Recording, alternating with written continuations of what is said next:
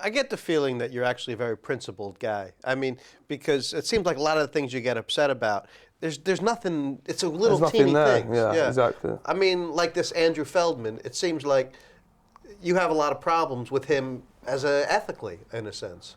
Well, Feldman, he's kind of different to, say, Durr or someone. 'Cause Durr, whether or not he's a geek or whatever, he's obviously a nice guy and would never fuck you, basically. But Yeah. Feldman, on the other hand, he plays on this little good boy image that he's got. But really, he's a massive snake, and he's tried to snake loads of people in the poker world, and he's 4 foot tall, and he's a little pussy, but he still gets away with it because everyone just thinks, oh, he's just a nice little kid, blah blah blah. But he tried to fuck me. That's why I don't like him. He tried to. I told you before anyway. He tried to bluff me in a pot and then claim that it was off debt. I mean, who does that? Do you know what I mean? He's done like things like that to loads of people. So. And that's it in poker, isn't it? I mean, there's a lot of stuff that's a gray area, but if somebody messes with you, you done with them? Yeah, yeah. And how many people have you met in the poker world that you can trust? Are there a lot of them, you think? 'Cause it seems like a lot of the big guys in the UK poker really have a lot of time for you. Yeah, you can trust. I think like most high stakes players you can trust, really. Like people you can trust. Feldman's the only guy that you can't really trust with money and stuff. But like I'd trust Durr with money even though I don't like him. Yeah. And he doesn't like me or whatever. I'd even trust like Rosenkrantz. Yeah, I know he's not going to do a runner. But yeah, so I don't know. This Rosenkrantz, you trust him with money, and you guys, I mean, after what you said to him, what do you think he'll do when he sees you? Nothing. Him? Yeah. He's not ever gonna want to see me. Like, if he ever said anything to me, I would just like, it'd be that. He's nothing. It's like, put me up against someone big. So it's gonna be anyone. It seemed like when you played him, he was making a big deal out of beating you, but it was no money at all. Was it? I mean, was it a lot of money? No, what it was is, no, the other day, we were even. Yeah. He was talking about in the summer when I told you my chat was banned and he was tilting me and he won Yeah. like about 30k or something off me a few months back, so whatever, he won 3 buy-ins at 50, 100. He'd won like 15 all-ins and I'd grinded him the rest of the way, so you can't really call it a massive victory. Do you think these guys are big TV stars? Him and this White Lime, I think it is. No, no, I mean, they're definitely not. Are they good players? I haven't really seen them play too much. I'm sure I heard they're maths whizzes or whatever, and people who are good at maths and play poker are normally good at poker, so. So you were talking before about sort of this, you don't like people who are fake and this sort of thing.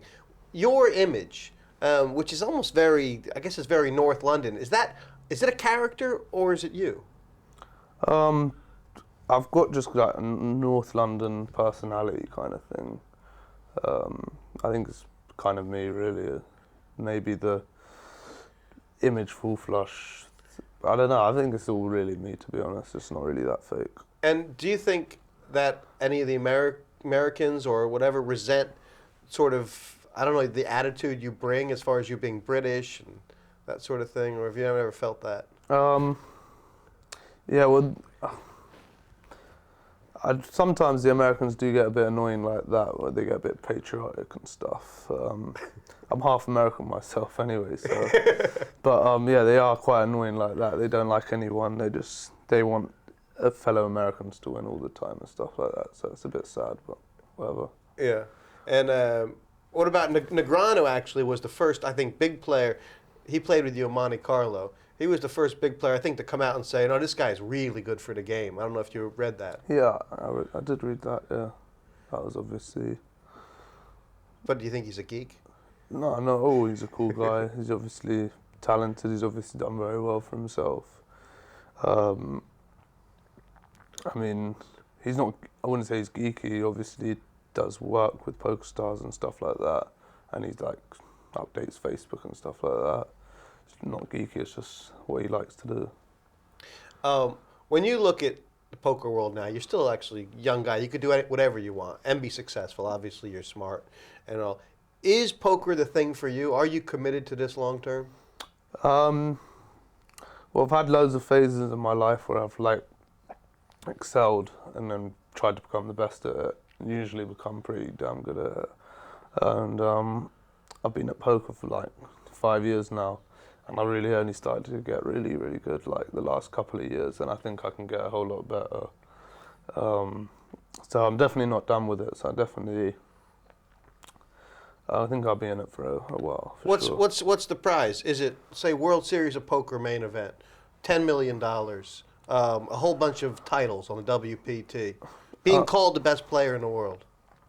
Maybe it's something like $10-20 million, a couple tournaments, yeah, something like that. I mean, I'm not just going to say, oh, if I make that money, I'm going to stop playing, because I love poker. I like playing as well. Love the game, so I don't think I'll ever stop.